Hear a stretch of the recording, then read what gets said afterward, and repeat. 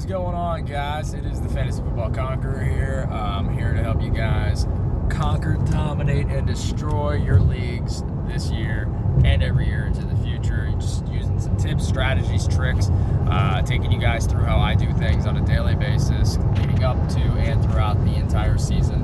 I will be here live with you guys. Well, not live yet. We get them likes up, I can go live. I got YouTube's new thing. You gotta have 1,000 subscribers. So I guess not likes. I don't even care about those. Just those stupid 1,000 subscribers, and that's all that matters.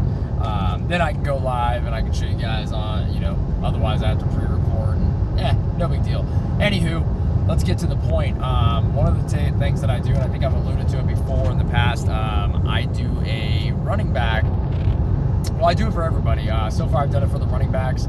It's kind of an Excel spreadsheet that I create, and I've been doing it for a while now, and it really helps me target people when I'm kind of indecisive, right? So, there's so many rankings out there. You can use anybody's rankings. Who knows? There are a lot of guys out there who are pretty consistently in the top, 25. I think the fantasy football is why I always reference those guys, because there's 3 of them, and they're pretty dang consistent in terms of being in the top 20 ranked fantasy football guys. I guess I don't know if it's based on preseason rank, like where they ranked them and then where they ended up, so that really helps you with the draft, or if it's ranked throughout the season, how they're going to go. I'm not sure exactly how it's all structured.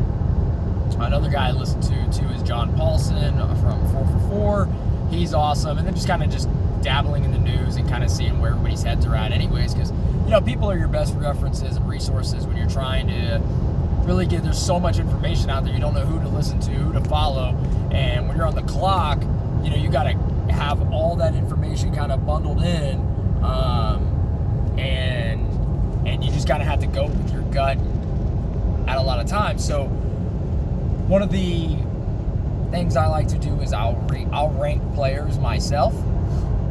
After I kind of grab the rankings of all these other people that, are experts, right? So these guys are experts, I don't have time, and that's not my full-time job to sit here and rank players.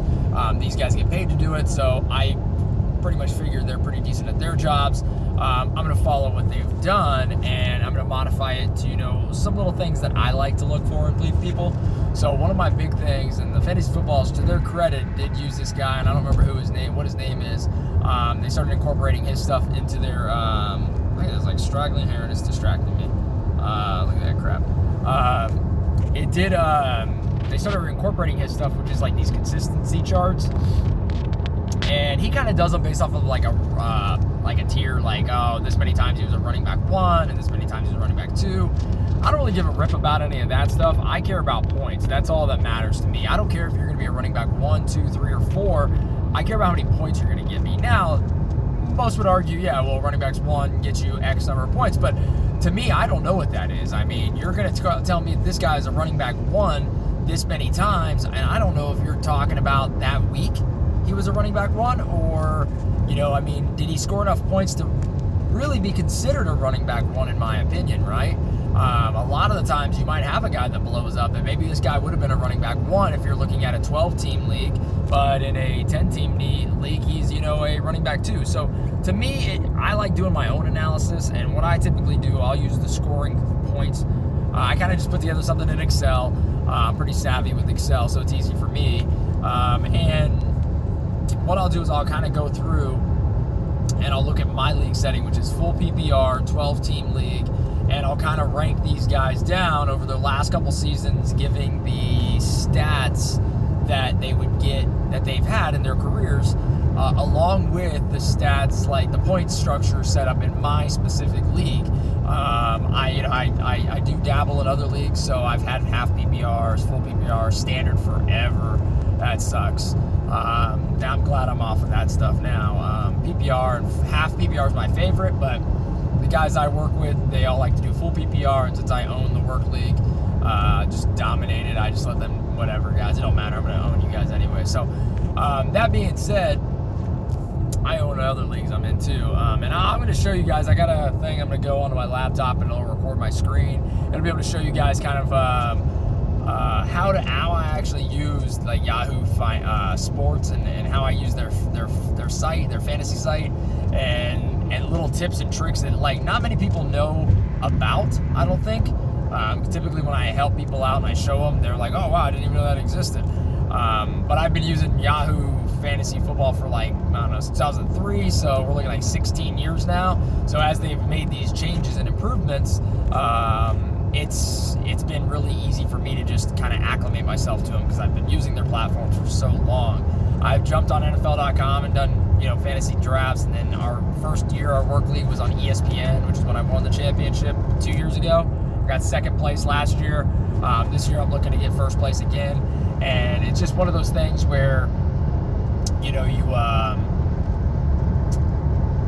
you just like the platform you've always been using. So if you use ESPN, use ESPN. If you like Yahoo, use Yahoo. Personally, I've used all three. And since I have started on Yahoo, I prefer Yahoo. But that being said, what I was really trying to get at today is, my phone's going to be stupid. This is it here, guys. This is the top 12 running backs per ranks. Per ranks, and then I just kind of statted them out from there in terms of consistency, and that I posted on Facebook and Instagram. I think Instagram, my tag is like @FantasyConqueror, and I think Facebook is Fantasy Football Conqueror at www.facebook.com/FantasyFootballConqueror. I'm gonna post all that kind of stuff on there, my mock drafts, all that kind of stuff that I've been doing. But when you're looking at that, so what I do is I'll rank them out per career and per last season to see how consistent they actually were. And if I go through my rankings, Saquon Barkley, number one, he was 88% of the time, he scored you 15 or more points. So that, I mean, if he scored you 14, doesn't make it onto my list. I want somebody who's going to score me at least 15 points. That's what I'm anticipating from a running back one. 15 points. That's my threshold. That's my barrier. And I want to know how many times, because you might have a guy in the season with, you know, top 5 in points, and he might have scored. You hate those games. It's like Deshaun Jackson, man. The dude might end up as a running back, a wide receiver 2, but he's going to give you a 30-point game and then a 2-point game and then a 30-point game and a 2-point game. And if you did the average, you go, shit, he's giving me 15 points a game. No, he is not. I want somebody giving me 15 points day in, day out, every time. Consistency is how you win. You win harder matchups when you win easier when your guy that gets you 15 points gets you 30 in a week and then goes back to getting you 15 again. But you don't win very well trying to time out. Is this a 2-point week or a friggin' 30-point week? You don't know that. So what I'm looking for is a guy, and what I always like to try to do is a boring guys, like your Jarvis Landrys of the world, dude. That guy is so consistent, it is absurd. Antonio Brown, now I know he's like number one wide receiver, maybe not this year, but he was.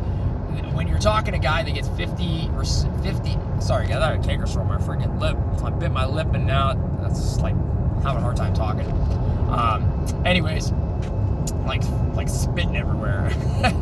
But anyways, you got a guy like Antonio Brown, and when he was doing that stuff with Big Ben, and you know he's getting that, I can't remember whatever his streak was, which was ridiculous, like what 5 receptions, 50 yards. I mean, you're looking at a guaranteed 10 points every single week, and I don't even remember how many games he did it across. It was like 20 or something absurd. It was an NFL record, whatever it was. But that's what you're looking for, because then you know you plug him in, and no matter what, you're guaranteed to get those points. So in a game when he pops off for 35 points, woohoo! You know, it's all bonus, but you can count on him, and that's what you're looking for, is people that you can count on and rely on. It's not all about the big names, it's about the reliability of somebody. It's like, I look at it as like a BMW versus a Toyota. You know, BMWs might be fast, but they're going to break down on you. That's what they do. They're engineered well, but eventually they break down. It's going to be costly to repair. Same way as if your guy breaks down on you and gets a 2 to 5 point week, he's going to break down on you, and you're going to be stuck on the side of the road watching all the fantasy points go by. Meanwhile, the guy in the Toyota, who's been just, you know, it's almost like the tortoise and the hare. I mean, he's just slowly just running through, and people get so wound up at me because every week, you know, in like a standard league or whatever league it is, let's say the average is 120 points, and I'm pumping out 130, 135 a week. And some weeks, I'll pop up to 150, but most of the time I'm hitting 130, 135. Well, these guys that are jumping in here, man, and they're jumping from 145 points to 105 to 145 to 105. Well, they're winning and losing every other week. Me, I'm running in there, and I've got a very high probability, if I'm averaging above average points, to win every single game. If you don't have a game where if I'm not playing you the week that your guys blow up or something like that occurs, I own you. And it's just the way it's going to be. And that's going to happen every single week. So that's what I look for. So number 2 guy on my list, that was Barkley. He's got 16 games. He is 88% of the time he is running through, and 88% of the time in his career and last season, which was obviously because his whole career was last season, he's going to score you at least 15 points. Number 2 on my list is Zeke. Last year, Zeke had, I think, only 2 games where he scored under 15 points, and he didn't play week 17. So he had 87% of the time he scored you 15 or more points, and in his entire career, which I believe is about 40 games, the way that I calculate it, because I only go off the games that they actually start, Zeke is number 3 on this list. 83% of the time, if you've ever started Zeke, he's getting you 15 points. Which, if you think about that over a series of games, that's insane. I think it was 7 games out of 40 where he got you under 15 points. And I think 1 or 2 of them, he got you 14 points. So, the reality is that Zeke is as guaranteed as they come. Guy's a bull. He also gets 25 to 26 carries a game, which is way more than Barkley got. Touches, which is way more than Barkley got last season, which I think Barkley was averaging 22. So, you're looking at Zeke, in my mind, is the number 1. He's the number 1 this year. He's number 1 on the board. Barkley is great and all, but I just think Dallas has a better offense than the Giants. And with that in mind, I look to them for them to give Zeke more opportunities to score, and I think the touchdowns put him over. So number 3 on the list, actually, and number 2 for the career of his career is actually Alvin Kamara. So Alvin Kamara came in at 86% of his games last year. And a lot of people always tell me, he blows up and then he doesn't, then he goes down. He blows up and he goes down. But based on his consistency, man, over the last, his couple seasons he's been in the NFL, he's got 85% of the time he's been an RB, not an RB1, but he scored over 15 points. Now, with him having a timeshare with Melvin Ingram, Jesus, I don't know what I'm losing my mind here. When him having a timeshare with Ingram, what I do with him is, because he does score a lot of points and he doesn't need to touch the ball a bunch, which I think his average was 14 carries his entire career, or 14 touches his entire career is all the guy's got, and that's how consistent he is. It's absurd. But what I did was I looked at it and I said, okay, look, if he's touched the ball 10 times, he started enough for me to count those points and count that consistency. If not, then I'm not going to count the consistency. So if he touched the ball 10 times and only scored 6 points, I did count that. But if he touched the ball 10 times and scored 30 points, I also counted that, and that went into these numbers. And there's a few guys like that you'll get with timeshares, like Christian McCaffrey and a few other guys, Dalvin Cook, that maybe didn't have the full share, or like James Conner, because he was just backing up Lev.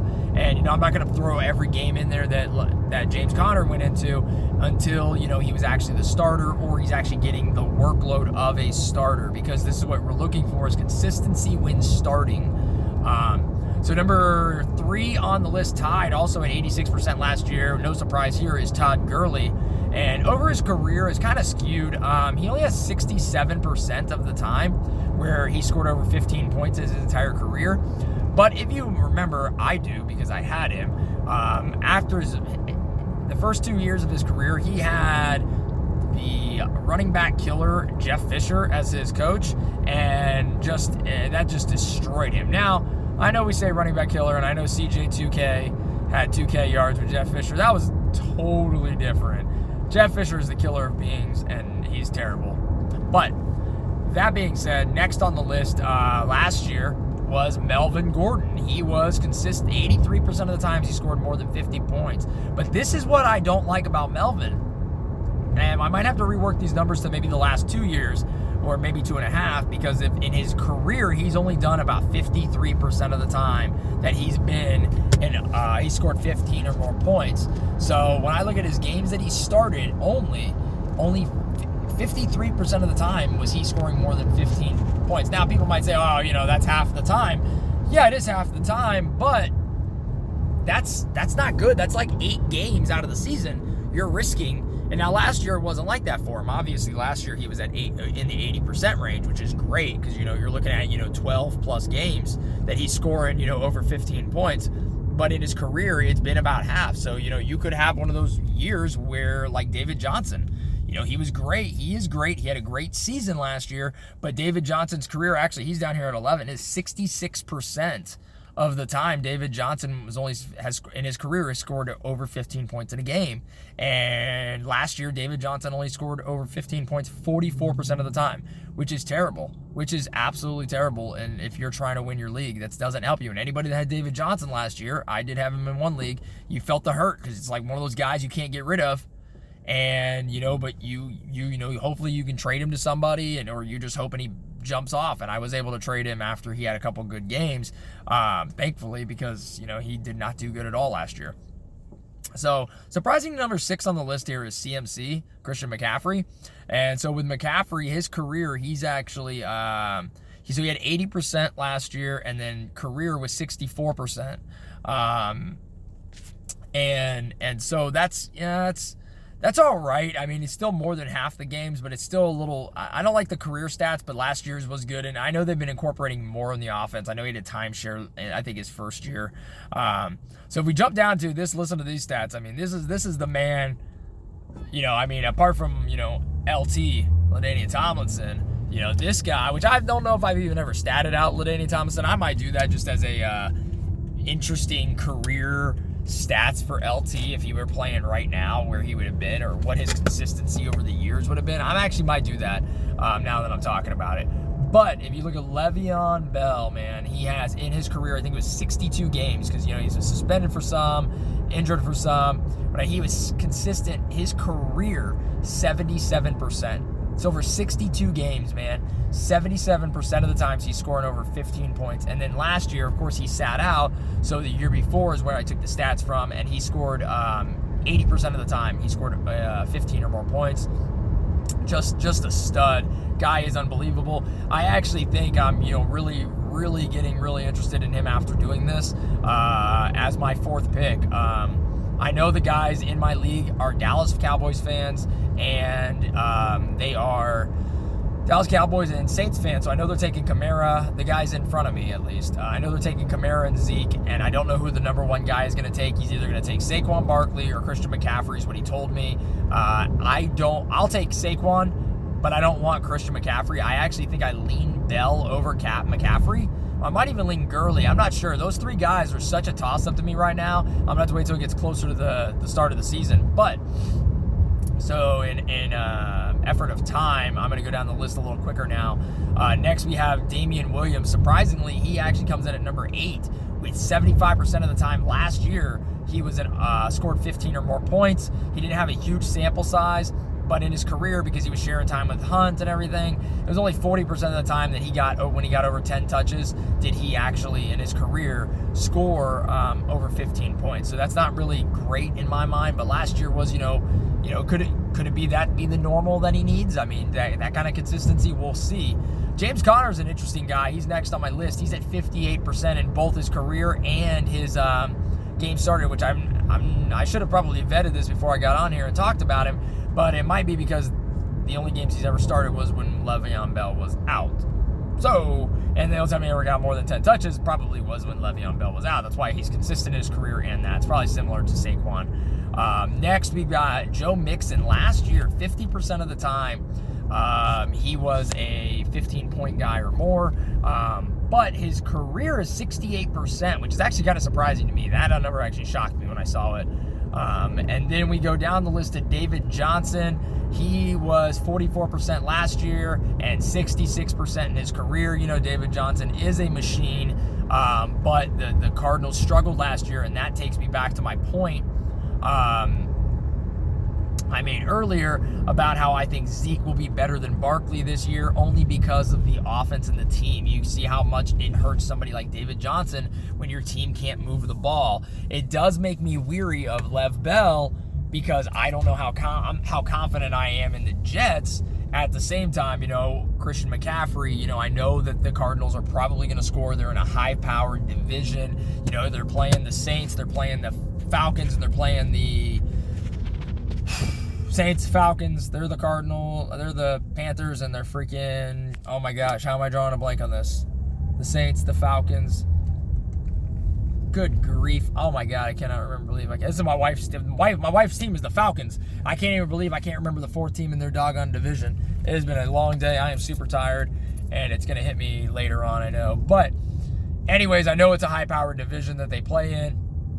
And so with that being, New Orleans. Oh my God, New Orleans. Jeez Louise. So anyways, with that being the case, guys, I think CMC will probably feast, and I might actually now be leaning towards him. And then last one is Dalvin Cook. Dalvin Cook only 36% of the time last year because he got injured and because he just, they didn't run him too much, and then 40% his entire career. It's just one of those things. I'm not really big on Dalvin Cook. I know a lot of people that are. Too much injury risk, too much, lack of vision that we've seen. So with that, guys, please like, share, subscribe. I'm going to take off. My kids are running up to the car. They're going to interrupt me. So I'll chat with you all later.